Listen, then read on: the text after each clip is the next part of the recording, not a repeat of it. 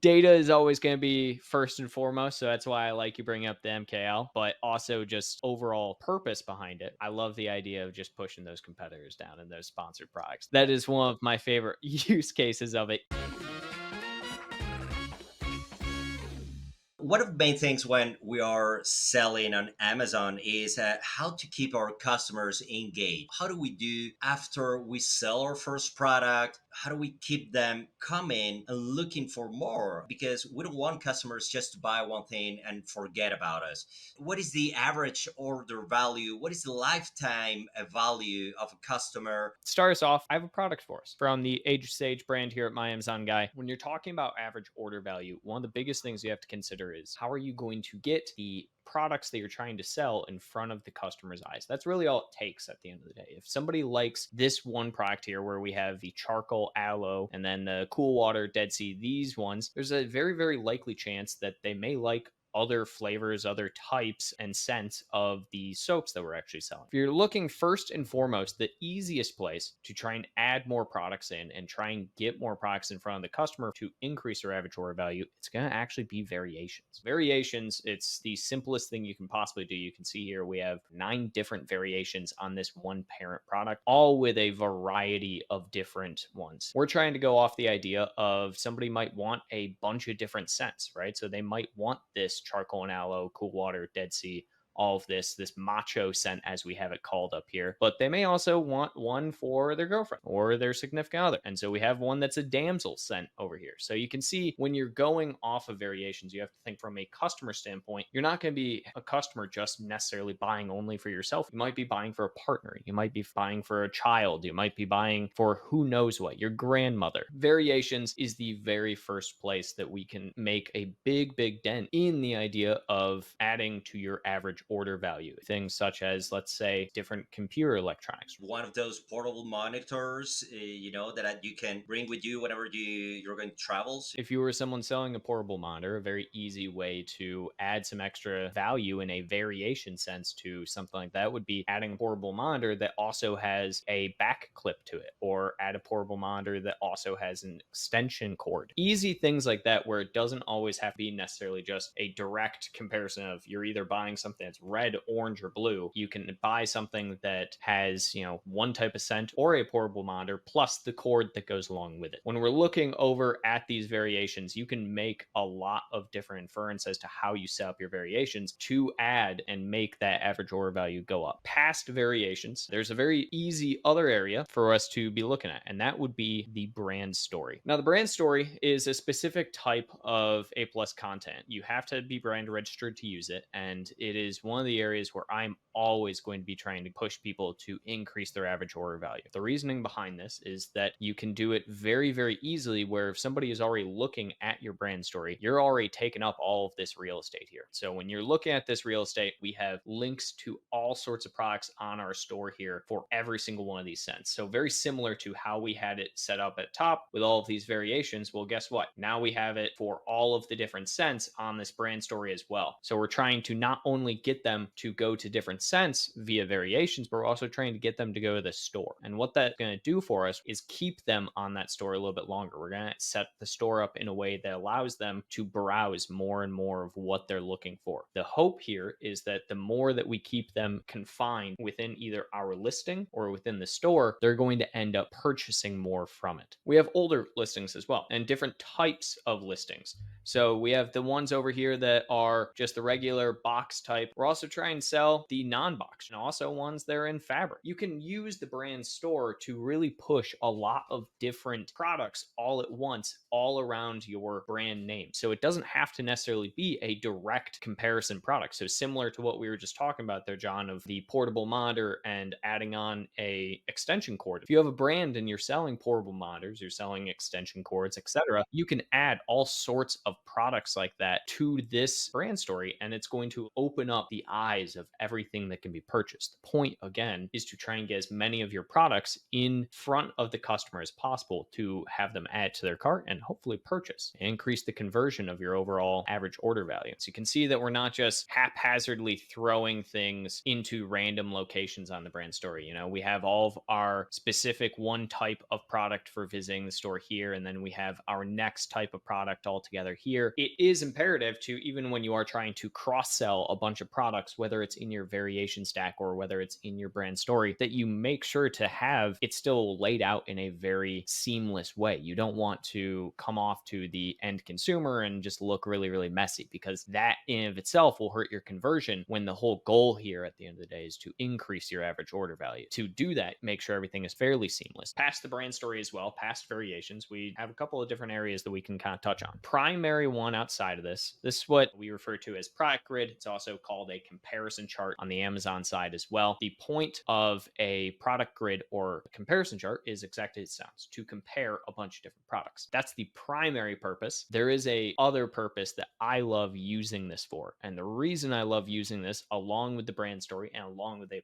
content, specifically because it pushes all of this kind of stuff down. Right here, you can see we have a bunch of sponsored products coming in. We have more sponsored stuff down here. All of this stuff gets pushed down way further down the listing. The point that you're trying to make here is that you're trying to push all of those different advertisements, everything down as much as possible, because you want to take up as much real estate on the page as possible. Keep eyes on only your products. Even if you are someone who only has 3 or 4 products, 2 products even, this is still something that you want to be adding in. It's going to increase your average order value. It's going to allow for people to see different products. You can see we have our primary one here, the actual Macho soap set. But then on top of that, we have the unlabeled version, the other Macho soap, and then a masculine version. If you're somebody who's buying the Macho soap, there's a very likely chance that you are probably going to be purchasing on top of that the masculine soap. It's just going hand in hand. So we can use this area to really try and get people to not only go through and purchase the product, but try and get more sales overall. It's, again, the purpose of to adding value and trying to get the end consumer to add as much as possible. You can see we can add these right here. It's direct add to cart. I could add both of these within a matter of seconds, and it's really stopping that friction from people even going to essentially another listing.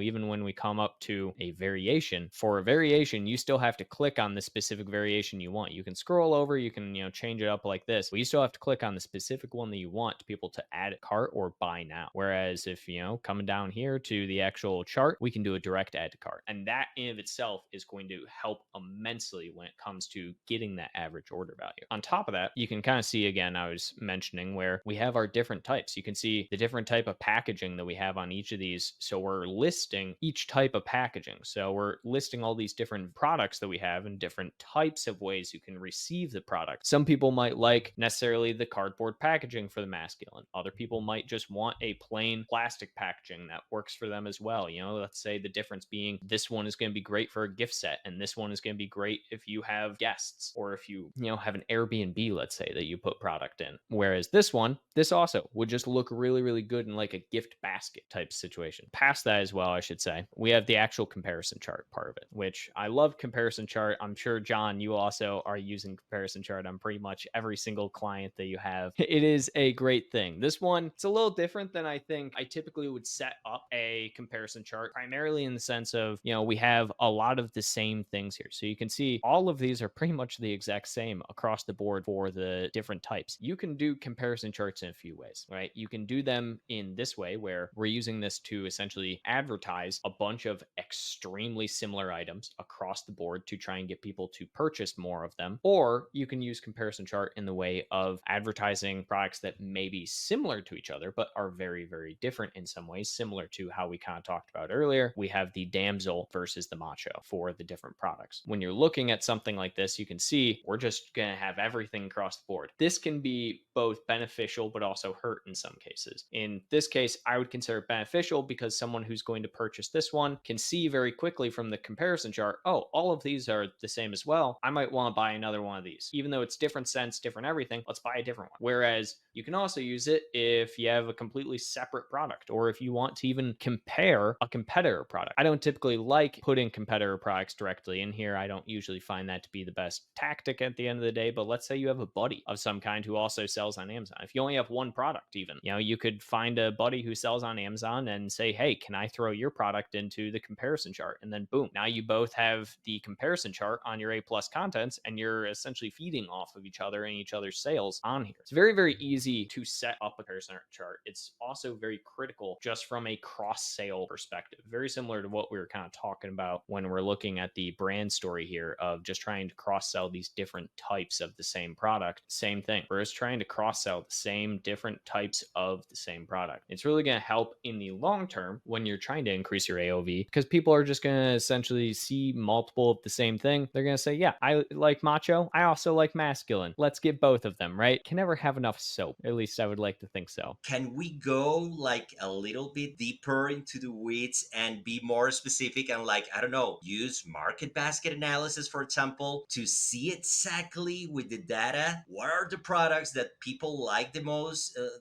they like to buy together, and play with that? When you're going for figuring out what makes sense to put there, especially when trying to do something like increase average order value, you should definitely go through and look at your market basket analysis just from the aspect of understanding exactly what people are already purchasing, right? For this specific product and for other products, when you're looking at your market basket, you're going to get essentially this idea of, hey, this number one, number two, number three, so on and so forth. That being said, data is always going to be first and foremost. So that's why I like you bringing up the MKL, but also just overall purpose behind it, right? I love the idea of just pushing those competitors down in those sponsored products. That is one of my favorite use cases of it for our products. We have a bunch of self-advertising campaigns. And I'll zoom in a little bit so everyone can kind of see how we name them. We do it for all products. The purpose, again, for a self-advertising campaign is exactly as it sounds. We are essentially trying to advertise against ourselves. I know it sounds counterintuitive, but it's essentially a blocker methodology. But on top of being a blocker methodology, so you can see all of the different products we sell here on this account are all right there. On top of being a blocker methodology for essentially these different areas where, you can see, for instance, similar items, you can see this one right here, sponsored, all of this. The point of it being a blocker methodology is that people will click on our product on the listings instead of the other end consumers. So if we have a competitor who, for instance, for HSH, Dr. Squatch is a huge, huge competitor, as we know. So most of our self-targeting goes towards the idea of trying to be against Dr. Squatch and vice versa. We've talked about variations. We've talked about brand story. We've talked about comparison charts, talked about self-targeting. One other area that I want to talk about, that would be the brand store. The purpose of a brand store is a little interesting. The reason brand store is a little interesting is because it comes in a few ways. If I were to pull up the HSH store here, we have our brand store set up in a very, very specific way. Now, when you're setting up a brand store, you want to do it in a way that makes the most sense for actually keeping eyes on the store. Brand stores have usually not as much engagement as product pages. It's rare that people do engage with them. So when they do engage with them, we need to make as much use case for it as possible. We need to make sure that they stay there for as long as possible. And on top of that, they're clicking around more and more to our products. You can see here for the Age of Sage store, right off the bat, boom, we're hitting them with our 4 top sellers. The point of this is that we already know these are the top products that people are purchasing. These are the ones that people want the most. So guess what? Right off the bat, we're going to try and hit them with them so that people know and try and get it. The secondary way and tactic you can go about this is adding brand new products here. One thing I love doing is within this kind of area here, adding essentially all of your new products. Again, similar to that comparison chart that we were talking about beforehand, where we're trying to get a little bit of eyes on them from already existing product listings. Same thing with the brand store. We already have people who are probably coming to our brand store. Why not add a brand new product here? So the two different ways there, essentially to try and increase the average order value, is one, add your top sellers right here, right ready for people to purchase. And then two, add your brand new products. It allows you to kind of mix best of both worlds. We have our old product lines here, and then we have our new product lines right here. Now, if you're scrolling down a little bit, you can even see we have all of our old products here as well. That's one thing that we're focusing a lot lately, especially with the seasonality. So depending on